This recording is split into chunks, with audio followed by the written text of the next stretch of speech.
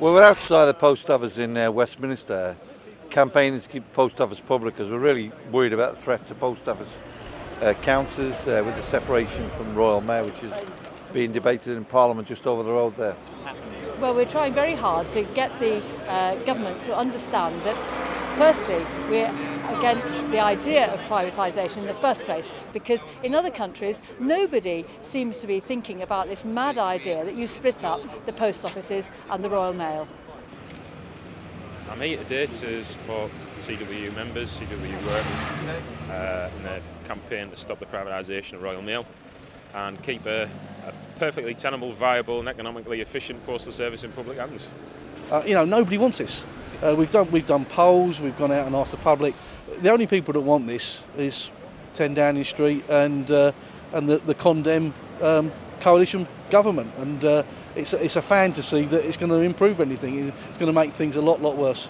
Customers of the UK suffer as a whole because rural areas are suffering like they're suffering anyway with the closures of the post offices in the little villages, and it won't be for the good of anyone really.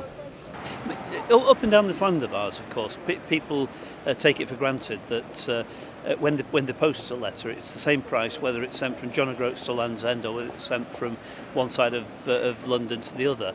That universal service obligation, that people know it's the same postal service, the same efficiency, is vitally important if we're to stay with one postal service.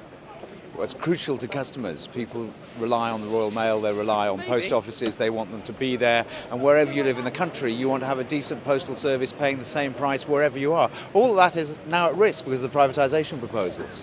This is a service that's been around since Charles I created it 350 years ago, and we could end up with, when Charles III comes to the throne, it being owned by some foreign company, and that's not what we want. We want a British post office for the British public. So do what you can. What you do makes a difference.